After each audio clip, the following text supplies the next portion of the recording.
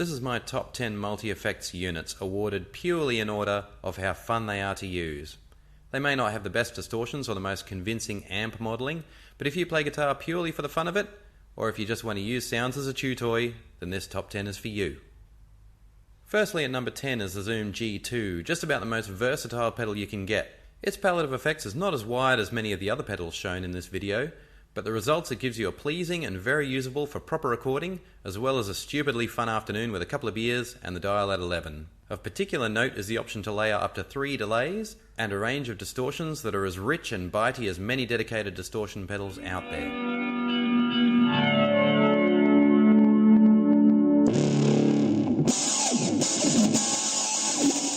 Number 9, the Alesis Bass Effects. With its lightweight, toy-like construction, this little unit hides a terrifying amount of bit-crushed power and mutated modulations.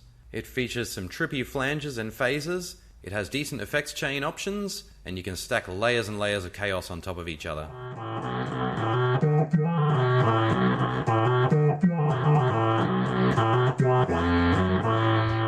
And at number 8, the Vox Tonelab EX. More like a weapon of sonic pain, this tube-driven, all-metal armoured unit packs a snarling bunch of distortions. Not so much in the heavy metal sense, it's more like a slowed-down recording of a femur twisting until it snaps. It also has quite rough versions of our old pals in the modulations section, such as chorus, phaser, flanger, etc., and their roughness joins in well with the hooligan party started at the dirt section.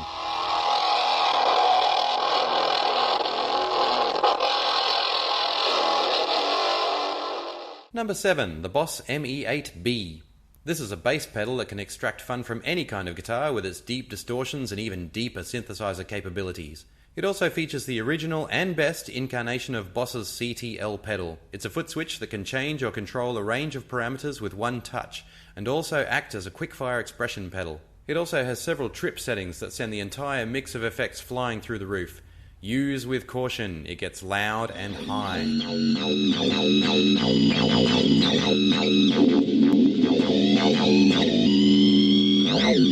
Number 6 is the Line 6 Pod HD300. This unit was marketed at serious guitarists, but in the wrong hands, the HD300 can be misused to create hours of enjoyment for the mad scientist. Flip past all the conservative, imitative presets and you'll find a goldmine of sweeping synths and pattern sequences.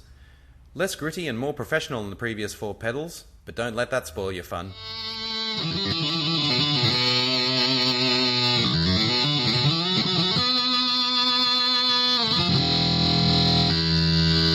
Halfway up the ladder at number 5 is the Musa GP300, a very rare pedal with a very short production history. This beautiful pedal is paranoid and will infuriate you at times, but that fury will give rise to some great sounds, possibly made by slapping the face of its control panel in resignation as you search for what should be a relatively simple function. Cryptic display, sensitive controls, and untamed random results are child's play with the beautifully purple GP300.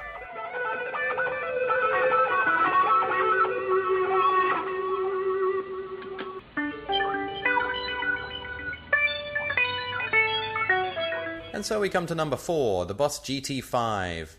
You do have to hand it to this unit for its coverage of Luddite needs. It gives you a range of solid effects that countless purists regard as the only thing that matches Boss's individual pedals.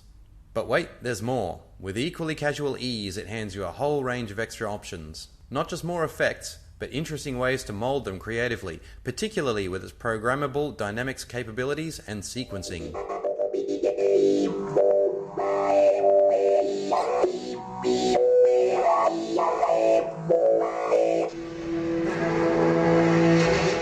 Coming in at number 3 is the Zoom 7010 or 7010. As much a mini amp as an effects unit, this would be perfect for a busker outside a festival entitled Substance Abuse 89.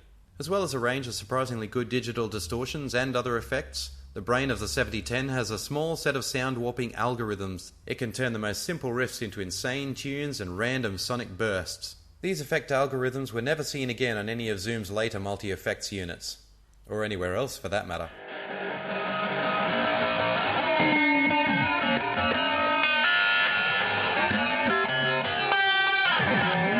Number 2, the Korg AX300G.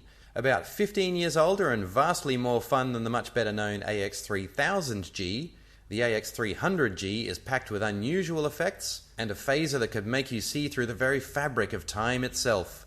The distortions are slightly weak and very digital, but it does have a very nice springy pressure-sensitive expression controller which really brings the AX300G to life. You can fly through the universe with this one. It'll keep you amused long after the chemicals have worn off.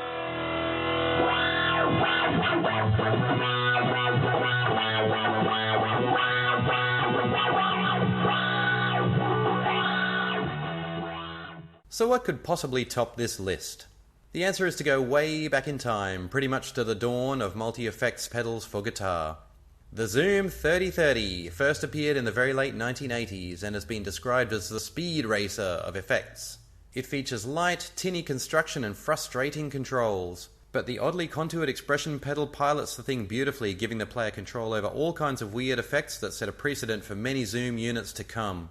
There are also auto pitch movers, highly malleable choruses, and an SFX list which, as you'd expect, are special effects. Sonic monstrosities reserved for only the most special of occasions.